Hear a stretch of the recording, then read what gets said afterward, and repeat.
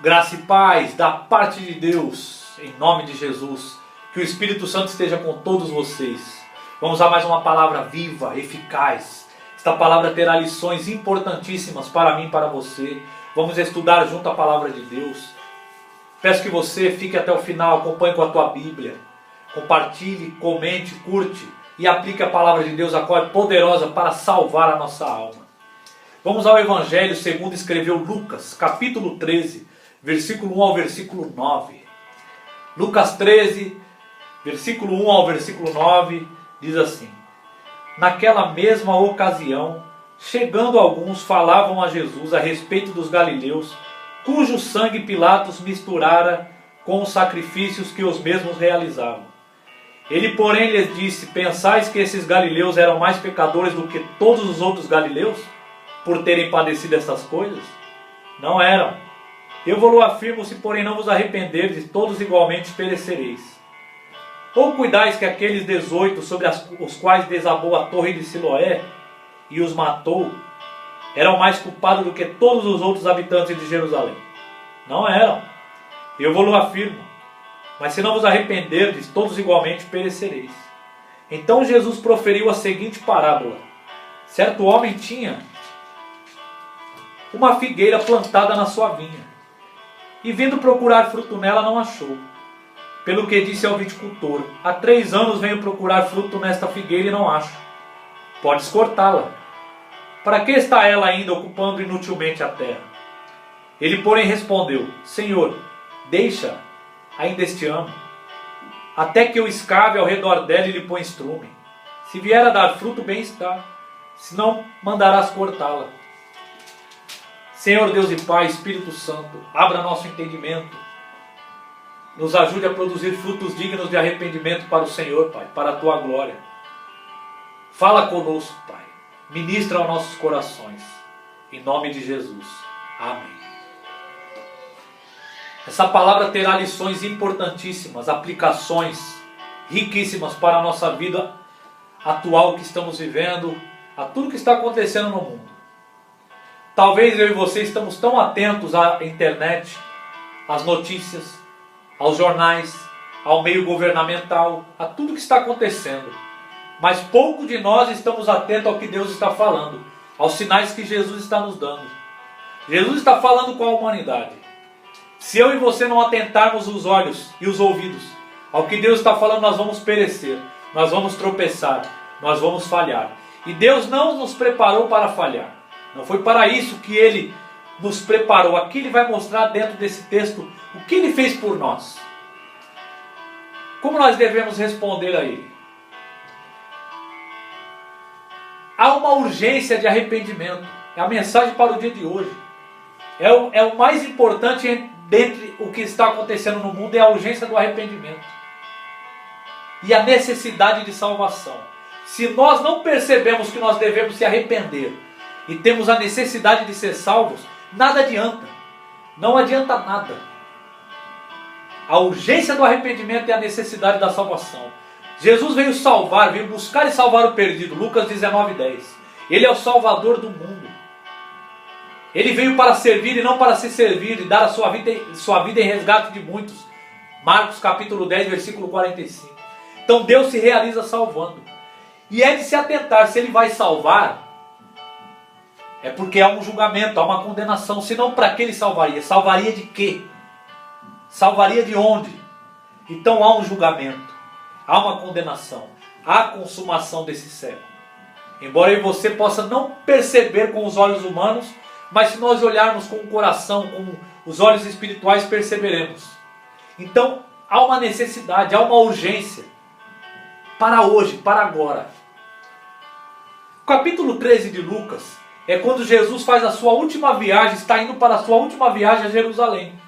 Ele saiu da Galiléia e está indo para Jerusalém, onde ele seria entregue, crucificado, morto e ressuscitaria no 3º dia. Esta viagem da Galiléia a Jerusalém levava mais ou menos 7 a 10 dias, 140 quilômetros. Jesus ia a pé e a lei estabelecia um limite a ser percorrido por dia. Então Jesus ele parava, descansava, tomava a viagem ao outro dia. E tem alguns acontecimentos importantes nesse meio. O primeiro deles é que os fariseus estavam procurando uma ocasião para confundir Jesus, questionando Jesus, experimentando Jesus, como eles faziam já, para poder incriminar Jesus, para poder colocar Jesus contra a parede. Isso aí é o que eles vinham acompanhando a Jesus e fazendo o tempo todo. Durante essa viagem é quando Jesus, na entrada de Jericó, cura um cego. No percurso de Jericó ele salva Zaqueu e a tua família, ele fica na casa de Zaqueu. Lucas 19. Na saída de Jericó ele cura mais 2 cegos. Nesse percurso também é onde a mãe de Tiago e João, mulher de Zebedeu, pergunta a Jesus se os teus filhos podiam sentar à tua direita e o outro à tua esquerda. E ele diz, isso só se remete ao Pai. É nesse percurso onde os discípulos também estão discorrendo entre si e perguntando quem era o maior no reino dos céus. E Jesus pega uma criança e diz, aquele que não se tornar como essa criança, jamais entrará no reino dos céus. É nesse percurso também que Jesus encontra o jovem rico, Mateus 19, onde ele diz para o jovem rico vender os teus bens e dar aos pobres, e ele acumularia tesouro nos céus. E o jovem sai cabisbaixo. É nesse percurso que Jesus também fica na casa de Simão leproso, onde tem uma ceia para ele, e aonde Maria unge Jesus, quando ela quebra o vaso de alabastro. Nesse percurso que Jesus faz algumas admoestações aos teus discípulos e à multidão. E aos teus discípulos ele diz para eles tomarem cuidado com o fermento dos fariseus, que era a hipocrisia e a religião. Onde ele diz para os seus discípulos também que nada que estava encoberto não vinha a ser revelado, que tudo que está encoberto ia ser revelado um dia. Quando o Filho se manifestar na sua glória, tudo que está encoberto se revelará. É nesse percurso onde Jesus também admoesta os seus discípulos, dizendo para não temer aqueles que matam o corpo, mas não pode matar a alma. Mas temer sim aquele que pode fazer perecer tanto a alma e o corpo no inferno. É nesse percurso que Jesus diz a seus discípulos, para todo aquele que confessasse Jesus diante dos homens, Jesus o confessaria diante do Pai que está no céu. Todo aquele que negasse Jesus diante dos homens, Jesus também o negaria diante do Pai que está nos céus. É nesse percurso que Jesus fala sobre ansiedade pela vida, sobre a avareza, sobre a importância da vigilância. E Jesus fala também sobre a atenção aos sinais que vem acontecendo.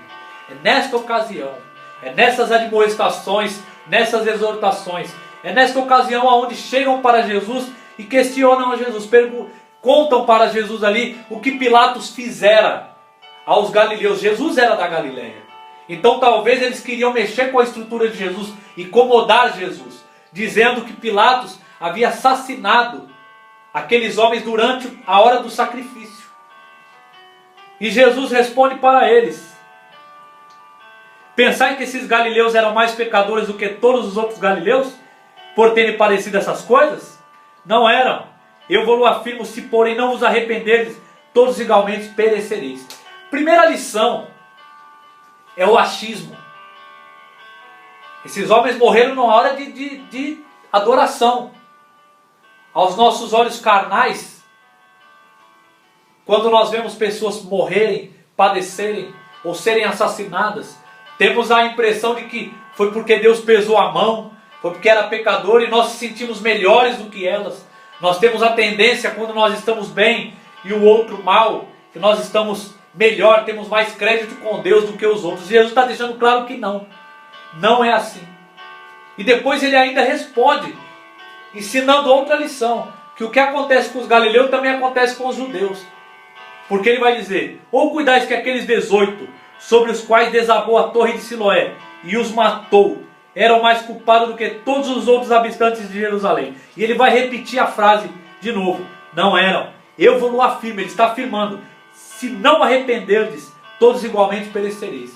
Ele está dizendo aqui que a falta de arrependimento é a mesma que um assassinato, é a mesma que um acidente, é o mesmo que desabar uma torre na tua cabeça e na minha cabeça. A falta de arrependimento, ela é tão grave quanto. Por isso a necessidade do arrependimento, do reconhecimento que somos pecadores. Jesus também está dando uma lição muito grande, que tragédias e acidentes acontecem com todos, tanto com os galileus quanto com os dos judeus, com todos. E não cabe a nós julgar se foi o pecado ou se não foi pecado. Em João capítulo 9, os discípulos perguntam para Jesus acerca de um cego de nascença: mestre, quem pecou, ele ou teus pais? E Jesus disse: nem ele nem os pais dele, mas isso aconteceu para que se manifeste as obras de Deus. Então a lição que nós temos que aprender é não ser juiz. Não ser juiz dos outros. Porque Deus não nos chamou para ser juiz. Chamou para sermos filhos e não juiz.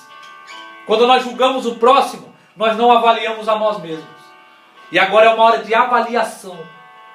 Nós estamos em casa trancados para nos avaliar e não avaliar os outros. Não avaliar o próximo. Não avaliar o pecado alheio. Não avaliar o que acontece com um ou com o outro. E isso aqui encaixa muito para agora, porque muitas coisas estão acontecendo. No meio político, no meio da saúde, pessoas morrendo. E talvez nós questionamos, será que foi por causa disso ou por causa daquilo? Parecemos os amigos de Jó. Jó perdeu tudo. Perdeu tudo. Jó, ele perdeu os bens materiais, perdeu os filhos, perdeu a saúde. E os amigos dele julgaram ele. Vários capítulos julgando Jó. Porque eles ficaram 7 dias com Jó, sem pronunciar uma palavra sequer. Em jejum total. Mas após o 7º dia nada aconteceu, Jó não melhorou. E eles começaram a tirar os seus achismos, as suas próprias opiniões. Foram sábios aos próprios olhos, dizendo que Jó era pecador, que os filhos de Jó morreram porque eram pecadores, tirando as próprias conclusões. E Deus deixa claro ali que era um propósito dele com Jó e que não tinha nada a ver com o que os amigos estavam dizendo. Então quando nós julgamos, nós não produzimos. Uma das coisas que impede nós de produzirmos frutos no reino de Deus é o julgamento.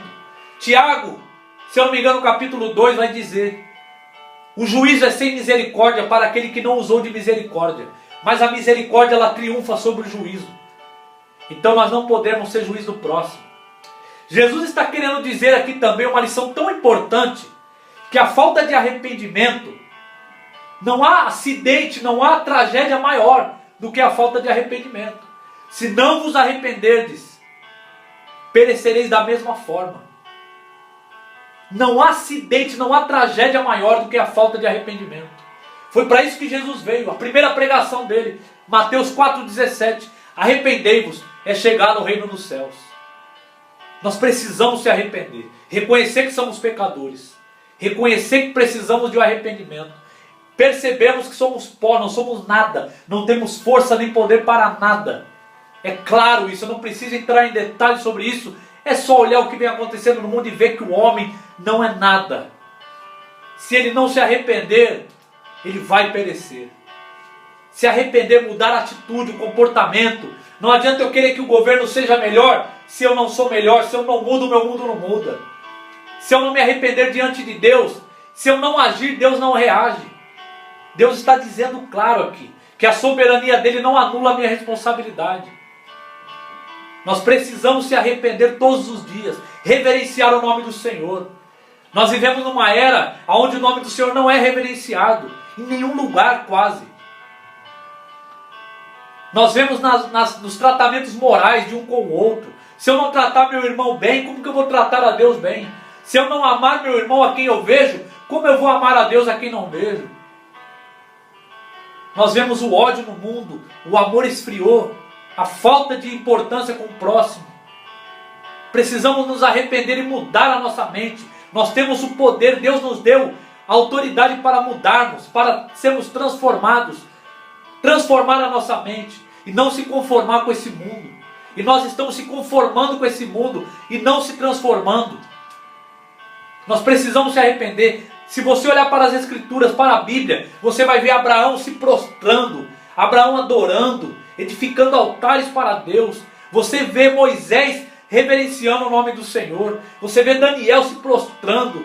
Você vê o próprio João, quando ele tem a visão ali em Apocalipse capítulo 1, versículo 17, ele cai como morto diante do Senhor. Você vê o próprio João Batista dizendo que ele não era digno de desatar as correias da sandália do Senhor. E hoje nós levantamos o peito. E hoje nós achamos que nós somos alguém. Por que nós estamos agindo assim? Por que nós estamos padecendo? Por que o mundo está desse jeito? Pela falta de arrependimento. O homem se ensoberbeceu de tal maneira que ele se esqueceu de Deus, ele acha que ele é até maior e melhor que Deus. A volta de Jesus acaba sendo uma interrupção. Às vezes queremos tantas coisas, tantos planos na vida material, que nem almejamos a volta de Jesus. Parece que a volta de Jesus é uma interrupção. Parece que ele está atrapalhando nossos planos. E a igreja verdadeira não pode viver assim. A igreja verdadeira tem que clamar: Maranata, vem Senhor Jesus. Então nós precisamos se arrepender. A lição que Jesus deu aqui: não julgues para não ser julgado. Não julgue o acontecimento alheio, porque muitas vezes não é o que eu e você achamos. Um acidente, um assassinato aqui, se eu não me arrepender, perecerei da mesma forma. Então Jesus me chamou para ser avaliador da minha própria vida. É hora de nos avaliarmos. É hora de trabalharmos em nosso interior para com Deus. É hora disso. Então a pior catástrofe, a pior acidente, o pior assassinato é a falta de arrependimento. Vamos lembrar disso. Depois Jesus, ele vai citar uma parábola muito importante de várias lições. E o que é uma parábola? São acontecimentos diários, de fácil entendimento, mas com verdades espirituais. E ele vai dizer que certo homem tinha uma figueira plantada numa vinha. O homem tinha uma figueira plantada na sua vinha. Vamos parar por aqui. Porque Jesus, ele contradiz o mundo. Ele contradiz a lógica humana. Primeiramente, é de se atentar que a videira era a lavoura principal de Israel. A principal lavoura. Era a mais preciosa. A videira era a única plantação que não se misturava com as outras. As outras plantações podiam ser plantadas juntas. A videira era separada, ela tinha um cuidado especial. A videira, só os familiares trabalhavam nela. Não era qualquer servo que trabalhava. E se o parente estivesse doente, ele não tratava da videira, para não poder torná-la infrutífera, para não contaminá-la. Então a videira, ela tinha um tratamento especial. A videira, ela significava abundância em Israel. Quem é a videira verdadeira? É Jesus. Quem é o agricultor? Deus. Quem é o viticultor? O Espírito Santo. E aí ele vai dizer que esse homem, ele tinha uma figueira plantada na tua vinha. Ora, se as outras árvores podiam estar junto, menos a videira, então não era comum ver uma figueira numa vinha. Era algo impróprio, era algo fora do normal. Mas tinha uma figueira, e esse homem plantou. Ela não foi jogada ali, ela foi plantada. Significa que eu e você fomos plantados aonde nós não deveríamos estar. Deus nos plantou na tua vinha. Jesus disse: eu sou a videira verdadeira e meu pai é o agricultor. Todo ramo que não produz fruto ele corta, e todo que produz ele limpa, para que vá e produza mais ainda. E no versículo 16 do capítulo 15 de João, ele diz: não foste vós que escolhestes a mim, eu escolhi a vós outros, para que vás e dê fruto, e o vosso fruto permaneça, e tudo quanto pedir ao Pai, ele vos conceda. Então nós fomos escolhidos, nós fomos plantados. E vai entrar um detalhe importante, porque todo aquele que investe, ele quer retorno. Se você investe no banco, você quer retorno. Você quer um extrato. Se você investe numa empresa, você quer retorno. Senão ela vai falir. E Deus investiu em mim e em você. Ele nos plantou. Nós não somos videira. Nós somos figueira. E Ele nos plantou na tua vinha. Nós fomos colocados, plantados. Se Ele plantou é porque Ele cuidou. Ele cavou, Ele regou, Ele adubou. Ele fez o trabalho por nós. Não só nos jogou, Ele nos plantou. Detalhes importantes. E vindo procurar fruto nela, não achou. Pelo que disse ao viticultor: há 3 anos venho procurar fruto nesta figueira, e não acho. Pode cortá-la. Para que está ela ainda ocupando inutilmente a terra? Na lei mosaica, Levítico 19, versículo de número 23 a 25, os primeiros 3 anos que a árvore produzia, ela produzia para si própria, não podia colher. O fruto se tornaria adubo para a própria vitamina, para a própria plantação. O 4º ano eram as primícias para o Senhor, e a partir do 5º ano se poderia colher. E ele está vindo aqui 3 anos e não vê fruto. Não vê fruto, não tinha desculpa para falar que alguém colheu, que alguém pegou, porque não podia. Então ele veio 3 anos e ela não produzia. Lição importante: nós estamos sendo vigiados. Por mais que eu e você pensamos que Deus está desapercebido, que Ele não presta atenção em nós, que Ele não atenta para a nossa vida, nós estamos sendo vigiados. E Ele está vindo ver se nós estamos produzindo fruto ou não. Ele está nos avaliando. Nós fomos enxertados, nós fomos colocados na videira. Nós fomos colocados num lugar onde nós não merecemos estar. Mateus 24 diz que se os dias não fossem abreviados, ninguém seria salvo. Lamentações capítulo 3, versículo 22 e 23 diz assim: por causa das misericórdias de Deus é que nós não somos consumidos, porque as misericórdias de Deus se renovam a cada manhã. Quão grande é a tua fidelidade! Se eu e você estamos aqui hoje, se nós não fomos consumidos, é porque Ele nos plantou na tua vinha. Ele nos deu a oportunidade de salvação, a oportunidade de arrependimento. Quando João Batista estava batizando no Rio Jordão, Mateus capítulo 3, os fariseus e os saduceus iam até ele, e ele dizia: quem vos induziu, raça de víboras, a fugir da ira vindoura? Produzi frutos dignos de arrependimento. Nós precisamos produzir frutos dignos de arrependimento. O fruto é o fruto do Espírito, é o caráter. O meu e o teu caráter tem que mudar. Nós não podemos ser as mesmas pessoas que nós éramos ontem. Nós temos que mudar o nosso caráter. Se nós não perdoávamos, vamos perdoar. Se nós não amávamos, vamos amar. Se nós cometíamos algo que desagradasse a Deus, vamos cometer algo que agrada a Deus. Vamos produzir frutos para Deus. Vamos ser espelho de Deus nesse mundo que está cada dia caminhando para a destruição. E quando ele vai lá e não acha fruto, ele diz: corta, para que está ainda ocupando inutilmente a terra. Quando nós não produzimos, nós se tornamos inúteis. Nós estamos fora do nosso propósito. Muitas vezes o desânimo, a ansiedade, a depressão vem porque nós estamos fora do propósito. E tudo que está fora do propósito se torna abuso. Porque Deus criou cada coisa com o seu propósito. Tudo que está fora do propósito se torna abuso. Então, se nós estamos fora do propósito, nós vamos se tornar abuso. A figueira ela não foi feita só para produzir sombra ou para dar folhas bonitas. Deus não quer folha aqui. Ele está deixando claro, Ele não quer folha e não quer sombra. Não quer galhos grandes, Ele quer fruto. Às vezes você olha aquela figueira florida, você olha aquele irmão, aquela irmã, mas e os frutos? Ele quer fruto. Então, não devemos estar preocupados com o cargo, com o título, com isso, com aquilo. Devemos estar preocupados com o fruto. Qual é o fruto? O que Deus quer de mim e quer de você? Vamos nos avaliar. Primeiramente, Ele quer que nós se arrependemos, que nós não julgamos o próximo e avaliamos a nós mesmos. E Ele quer que nós reconhecemos que nós fomos colocados, plantados, onde não deveríamos sermos plantados. Porque a videira, Jesus está deixando claro na parábola, a videira era única, ela não era, nada era plantado nela, mas Deus abriu o coração para nós. Deus abriu para nós a oportunidade, nos plantou. Se plantou foi porque investiu, se plantou foi porque cavou, porque nos colocou ali, regou com a tua palavra, e foi porque nos adubou, para que nós venhamos a dar fruto. Mas a responsabilidade não pode ser anulada. É por isso que é importante, no meio dessa crise, nós pararmos para refletirmos na nossa vida com Deus. Por quê? Senão se tornamos inúteis. Quando você se torna inútil, você suga a energia de quem está produzindo. Você atrapalha quem está produzindo frutos.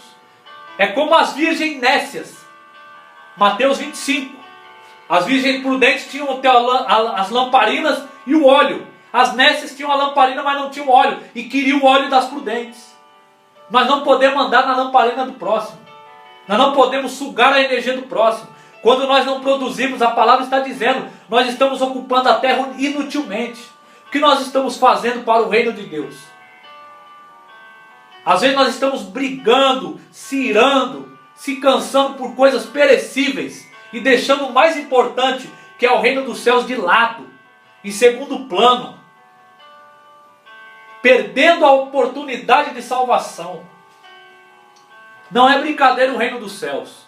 Não é brincadeira. Tudo caminha para o fim. Tudo caminha para a consumação do século. Os sinais são claros. E Jesus está falando conosco na tua palavra. Ele está deixando claro que nós fomos plantados na tua vinha. Ele nos plantou. Para quê? Para darmos fruto, não só para ficar parado, não para produzir sombra. Você vê que nada mexe com Jesus. Embora possa ser uma figueira boa, florida, que produza sombra, Jesus não está preocupado. Porque o caráter da árvore está nos frutos. Não é o que a árvore fala de si, é os frutos que ela produz. Não há árvore boa que dê fruto mau, e não há árvore má que dê fruto bom. Não pode uma figueira produzir azeitonas, e nem uma azeitona produzir figos. Então nós precisamos produzir. A figueira foi feita para dar figo, e não para dar somente folhas bonitas. Não somente para produzir galhos, não somente para produzir sombra, mas para produzir figos. E Ele quer figos. Então o que nós estamos produzindo? Nós precisamos produzir. E produzir aqui não está vinculado às circunstâncias. Porque nós estamos na videira, no Senhor, no Rei dos Reis. Ele disse, sem mim nada podeis fazer. Mas se permaneceres em mim, e as minhas palavras permaneceres em vós, pedireis o que quiser e vos será feito. E nisso meu Pai é glorificado. Então nós estamos na videira, nós não estamos em qualquer um. A vinha não era onde podia se plantar qualquer coisa. A vinha era especial. A vinha recebia cuidados especiais. E nós estamos na vinha. Então não temos desculpas. Não temos argumento para dar para o rei. Não podemos fazer como a parábola dos talentos, que está em Mateus 25. Aonde ele deu 5 talentos para um, 2 para outro e 1 para outro. E o que tinha 5 negociou e fez mais 5. E o que tinha 2 negociou e fez mais 2. Mas o que tinha 1 com medo enterrou o seu talento. E um dia chegou aquele senhor e pediu a conta. Pediu os frutos. E ele com medo disse, receoso Senhor, porque o Senhor ajunta onde não espalhou e colhe aonde não semeou. E o que aconteceu com aquele rapaz que não produziu, que não multiplicou? O que ele tinha foi tirado e foi dado àquele que tinha mais. Porque todo aquele que tem será dado em abundância, mas todo aquele que não tem, até o que tem lhe será tirado. E foi lançado nas trevas, e ali haverá choro e ranger de dente. Então fomos chamados para produzir. Produza. Quando alguém vir falar para você de coronavírus, vir falar para você de quem está morrendo, de quem está... Mude o assunto e procure uma solução. Procure produzir algo bom para essas pessoas. Vamos ser luz nesse mundo. Procure produzir algo que vai trazer resultados espirituais diante de Deus a essas pessoas. Vamos apresentar Cristo para essas pessoas. Vamos mostrar para essas pessoas que a nossa vida está além de tudo que nós estamos vivendo. Nós não temos controle disso daqui, mas Deus está no controle de tudo. Tudo que vem acontecendo no governo, no mundo, está no poder dele. E tudo tem um propósito que talvez eu e você não entendamos. É como Abacuque. O livro de Abacuque tem 3 capítulos. E ele, nos 2 primeiros capítulos ele questiona Deus de tanta maldade que ele via, de tanta corrupção, de tanta injustiça. Ele pergunta para Deus, até quando, Senhor? Até quando, Senhor, ficarei testemunhando essa maldade na minha frente? Até quando essa injustiça? E Deus responde para ele, vou levantar os babilônios, os caldeus, e eles levarão vocês cativos para a Babilônia. E aí Abacuque faz outra pergunta, por que um povo mais indigno do que nós vai nos levar cativo? E ele sobe a torre de vigia para ouvir a Deus. E quando Deus fala com ele, Deus se manifesta e diz para ele, porque a inescrutabilidade de Deus, há coisas que eu e você não compreendemos de Deus. É como esses homens aqui que estavam falando para Jesus dos galileus que foram mortos por Pilatos. Eles acharam que foi por causa do pecado. E Jesus disse, do mesmo modo perecereis se não vos arrependeres. A resposta de Deus a Abacuque, Abacuque compreendeu. E aí ele responde para Deus, em forma de louvor, no capítulo 3. Ele sai da angústia para o louvor. Ele sai da dúvida para a fé. Ele sai do medo para a coragem. Ele sai dos pés do chão para os pés no alto. Ele diz, ainda que a figueira não floresça, nem haja fruto na vide, e o produto da oliveira minta, e não haja mantimento no campo, e os currais não haja ovelhas, todavia eu me alegro no Senhor e exulto no Deus da minha salvação. O Senhor Deus é a minha fortaleza. Ele faz meus pés como a corça, andar altaneiramente. Então nós temos que buscar aquele que tem o controle sobre todas as coisas. e produzir frutos, porque Ele vai me buscar, Ele vai me cobrar, Ele vai sentar comigo e com você e questionar e perguntar aonde está o fruto. Nós estamos sendo avaliados. Capítulo 139 de Salmos vai dizer que Ele sabe a palavra que nós vamos pronunciar antes de nós pronunciarmos. Ele sabe o nosso sentar e o nosso levantar. Ele sabe o nosso caminhar. Ele sabe todas as coisas. Ele conhece eu e você quando nós estávamos no ventre materno. Antes de ser formado, Ele nos conheceu. Então nós temos que prestar atenção de quem Deus é. E não podemos ser inúteis, irmão. Se nós somos inúteis, nós sugamos a energia. Nós acabamos sendo improdutivos e atrapalhando aqueles que querem produzir. É como entra a negatividade, a murmuração. Por isso que Deus abomina essas coisas. Nós precisamos produzir, ser úteis. Vamos ser úteis todos os dias. Enquanto estivermos nessa terra, vamos lutar e ser úteis. Porque o viticultor, o Espírito Santo, investiu em mim e em você, está nos dando uma oportunidade. Talvez nós vimos pessoas morrerem, coisas acabarem. Às vezes, coisas até que estávamos fazendo plano, se dissolveu nas nossas mãos. Porque o mais importante é o arrependimento e a necessidade da salvação. O mais importante é o que Deus quer tratar comigo e com você eternamente. Não compare o mundo com a glória vindoura. Há um paraíso esperando por nós, aonde não haverá choro, pranto, luto. Não haverá, Ele enxugará do nosso rosto toda lágrima. O Espírito Santo nos deu uma oportunidade, porque quando Ele diz aqui para cortar, porque a figueira estava ocupando inutilmente a terra, o Espírito Santo respondeu: Senhor, deixa ainda este ano, até que eu escave ao redor dela e ponha estrume. Se vier a dar fruto, bem está. Se não vier, mandará cortá-lo. Oportunidade. Deus está nos dando uma oportunidade hoje, agora. Nós temos que prestar atenção na oportunidade. Todos os dias que acordamos e respiramos, abrimos nossos olhos, vemos as nossas famílias, devemos glorificar o Senhor. E é dia de produzir, é dia de oportunidade.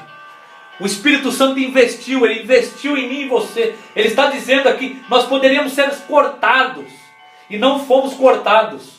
Por quê? Porque Ele está dando a oportunidade. Senhor, eu vou cavar ao redor, vou colocar estrume. Uma lição importante: às vezes aquilo que é buraco na tua vida, aquilo que cava, aquilo que dói, ou aquilo que fede, não é do diabo. Às vezes é um tratar de Deus, para que nós produzimos frutos. Porque o importante é dar fruto. A laranja no pé, ela não produz a glória de Deus. Ela só produz o suco quando ela é espremida. Se a laranja não for espremida, ela não serve para nada. Então a laranja, ela pode estar bonitinha no pé, mas enquanto ela não for espremida, ela não produz aquilo que ela veio fazer: dar suco, matar a sede, nutrir. Então, às vezes o buraco na minha vida e na tua, às vezes aquilo que escava a nossa vida e aquilo que cheira mal como estrume, é tratamento, é vitamina. É Deus tratando para produzirmos frutos. Porque a oportunidade que Ele nos deu não anula a nossa responsabilidade. E eu vou concluir, para não se estender muito. Se vier a dar fruto, bem está. Se não, mandarás cortá-la. É hora, é agora. Oportunidade. Nós vimos que o julgamento não traz nada. Só traz destruição. Jesus não está preocupado se você vê o pecado do fulano, do beltrano, do cicrano. Não está preocupado com isso. Porque da mesma maneira pereceremos, se não nos arrependermos. Ele está procurando arrependimento. Ele quer arrependimento. A salvação só pode vir através do arrependimento. Não é por obras da carne, mas pelo arrependimento. E Ele mostra também aqui que nós somos colocados na vinha, aonde não era para sermos colocados. Ele nos colocou, nos tratou especialmente, nos deu a oportunidade, nos deu um lugar abençoado.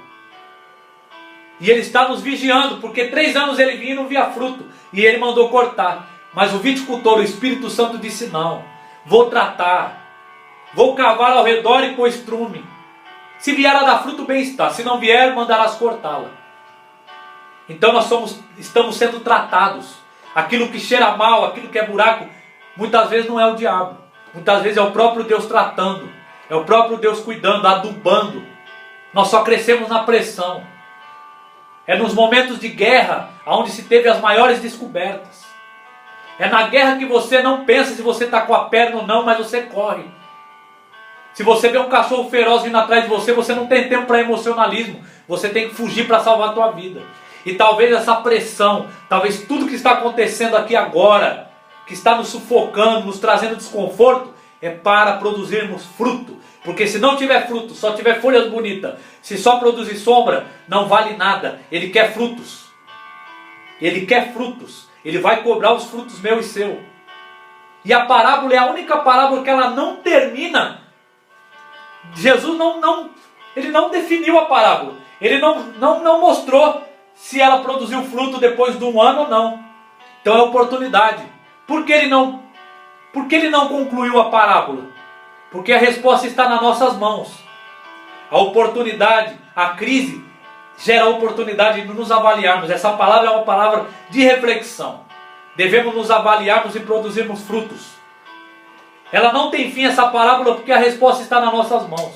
Porque a oportunidade que Deus nos deu não anula a nossa responsabilidade. A oportunidade, a vinha, é dele. Mas a produzir frutos é a nossa parte. E o Espírito Santo está tratando, está dando os recursos, está dando o instrumento, está adubando, está fortificando, está vitaminando a gente. Vamos atentar para a palavra de Deus. Vamos produzir frutos no reino de Deus. A urgência do arrependimento é a necessidade da salvação. Essa palavra é para uma reflexão.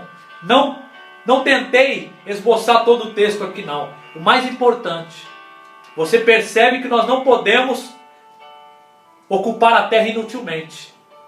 Nós acabamos se tornando infrutíferos, atrapalhamos quem está produzindo e também não ajudamos quem precisa.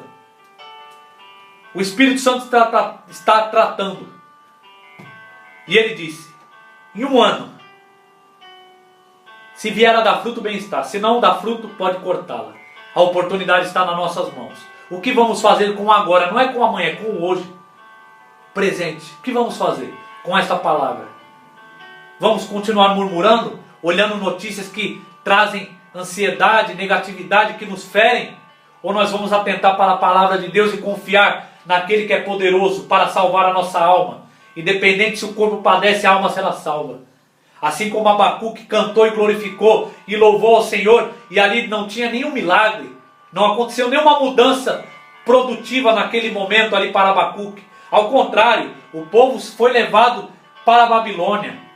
Nabucodonosor acabou com a cidade por causa do pecado, falta de arrependimento.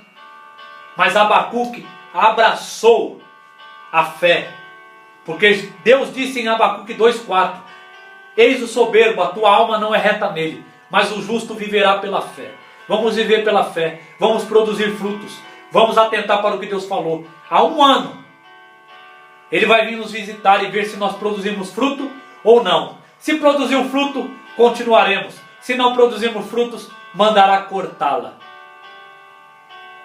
Creio que vamos produzir, porque creio que você receberá essa palavra e creio que você atentará para a voz de Deus.